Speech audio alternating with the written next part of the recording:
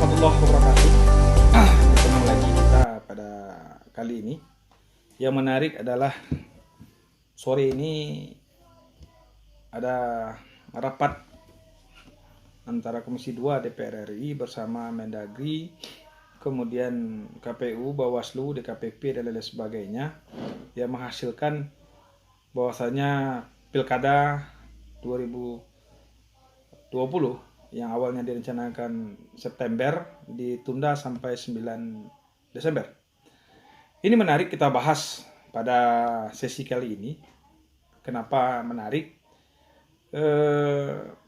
Saya termasuk orang yang kemudian berpikir di tengah COVID-19 ini, betul di Undang-Undang Pilkada sudah di stepnya sudah ada, kemudian sudah ada aturan yang mengatur tentang schedule dan sudah dan juga schedule-nya sudah tidak lagi on the track karena sudah ditunda beberapa tahapan, maka kemudian berakibat pada penundaan tahapan pilkada. Kita menarik melihat hasil kesepakatan komisi di DPR RI bersama para penyelenggara pilkada yang kemudian menyepakati mundur 3 bulan, September, Oktober, November, Desember.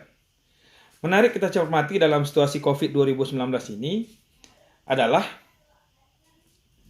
apakah kemudian kita yakin bahwasanya COVID-19 ini atau Corona ini akan berakhir secepatnya. Kalau kemudian kita lihat dari BNPB, ini baru pada bulan Mei, maka kemudian ada lebih kurang 2,5 bulan terundur proses pilkada. Satu.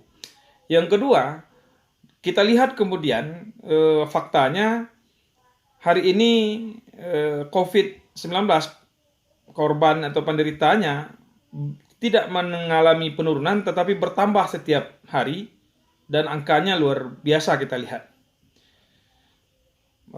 Yang ketiga, kita mencoba lihat ada ketidakdisiplinan banyak pihak, termasuk juga masyarakat, dalam melihat wabah COVID-19 ini sebagai ancaman yang luar biasa yang bisa merusak sendi-sendi negara berupa hilangnya nyawa atau korban berjatuhan seperti di negara Italia, Spanyol, dan Amerika sendiri. Kenapa sesi ini kita bahas tentang kesepakatan yang telah dilahirkan tadi hari Selasa ini tanggal 14 April 2020 ini sore, kalau saya nggak salah saya baca di informasi online. Kenapa menarik kita bahas? Pertanyaan besarnya adalah, betul ada fatsum bahwasanya negara tidak boleh kemudian pemerintahannya kosong, tidak ada kekosongan kekuasaan. Betul, para kepala daerah 270-an akan habis pada bulan Februari. Betul. Maka kemudian melihat ancaman kemanusiaan berupa penyebaran COVID-19, kita melihatnya harusnya hari ini kita fokus bicara tentang penanganan penyebaran COVID-19 ini agar tidak berjatuhan korban. Kita sudah lihat bagaimana kemudian Pak Presiden Jokowi meminta kepala-kepala daerah departemen kemudian untuk merelokasi anggaran untuk penanganan kasus atau ya COVID-19 ini, baik dari segi penderita, penanganannya, kesehatannya, termasuk dampak ikutan dari wabah COVID-19 ini, ekonomi, kemudian juga kemudian akan banyaknya pengangguran, dampak ekonomi yang dirasakan langsung oleh masyarakat.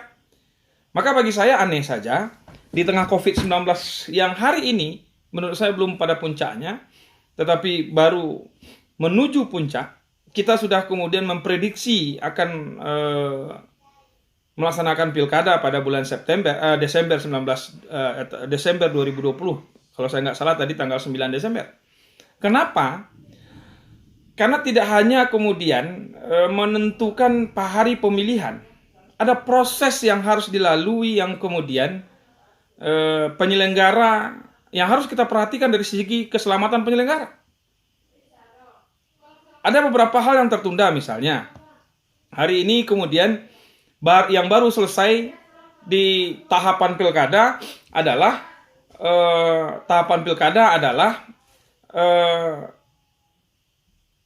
baru verifikasi administrasi calon independen atau calon perseorangan. Ada beberapa daerah yang ada calon gubernur, calon perseorangan, kemudian ada kabupaten kota, calon bupati dan wali kota yang maju calon perseorangan. Artinya apa? Step yang akan dilalui adalah verifikasi faktual. Verifikasi faktual ini menghendaki penyelenggara pemilu untuk datang cacah secara langsung, by name, by address, ketemu dengan para yang memberikan dukungan kepada calon perseorangan. Betulkah tanda tangannya ini atau pernyataan dukungan ini adalah benar atau tidak? Artinya, kalau satu dukungan calon kepala daerah itu untuk kabupaten kota adalah 20.000, maka penyelenggara berkemungkinan untuk bertemu dengan 20.000. Kalau satu provinsi bisa di atas 300.000, seperti Sumatera Barat 316.000 dukungan yang harus diverifikasi. Di tengah dampak yang luar biasa ini, menurut saya, hentikanlah sementara kita berbicara politik. Betul tidak ada istilah kekosongan, nanti kan bisa di-PJ kan kepada eselon 2, bisa di-PJ kan. Artinya hari ini kita menghendaki fokus bagaimana menangani COVID-19. Betul negara tidak ada kekosongan kekuasaan. Betul akan ada dampak politik. Ekonomi saja berdampak. Maka saran saya kepada para penyelenggara dan kemudian para pengambil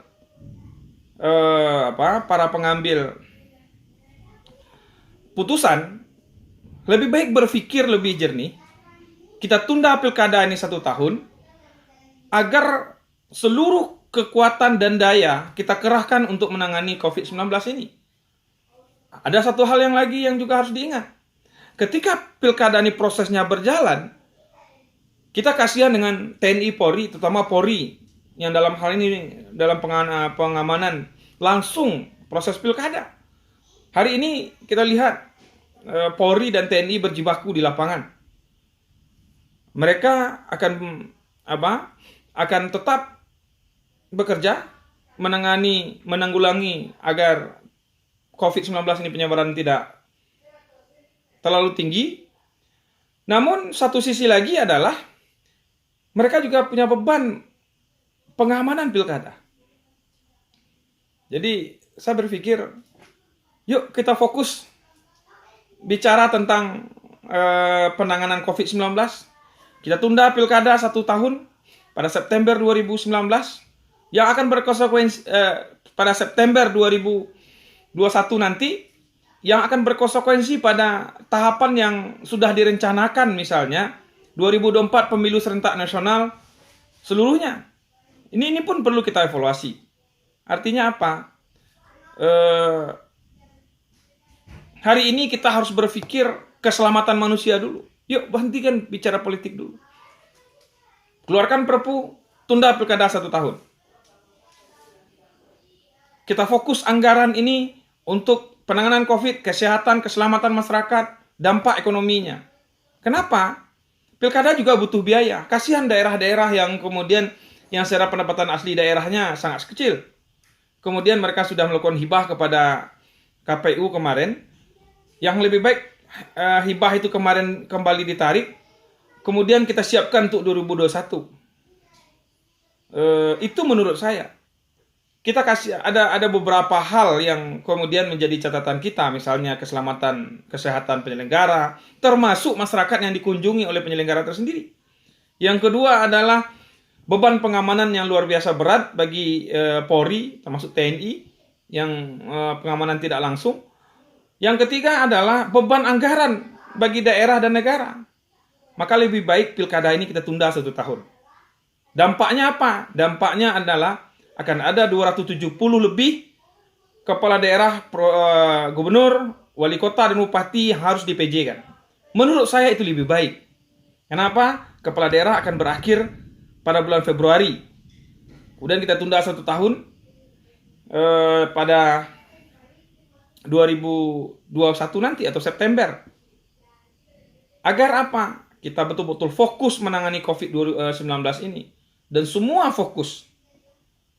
Itu mungkin pikiran saya yang perlu kita pikirkan lagi dan kita berikan masukan kepada Presiden agar pilkada ini ditunda setahun. Betul sudah ada kesepakatan dengan DPR bersama penyelenggara pemilu pilkada, termasuk dengan Mendagri yang saya lihat tadi di online, di berita online. Lebih baik kita tunda 1 tahun. Kita bermohon dan meminta kepada Presiden tunda pilkada 1 tahun.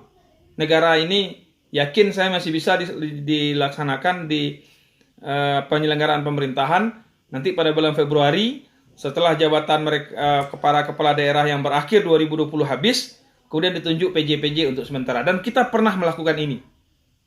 Kita fokus hari ini seluruh anggaran kekuatan untuk bagaimana COVID 2019 ini tidak tambah mewabah. Kalau kita kemudian baca beberapa literatur atau berita online dari luar negeri yang memprediksi sampai 2021 penyebarannya masih ada. Seperti di Wuhan, selesai step 1, sekarang ada penyebaran step kedua yang ada dampak COVID fase kedua. Nah, ini yang kita harus hati-hati. Mungkin itu catatan saya pada kali pertemuan ini.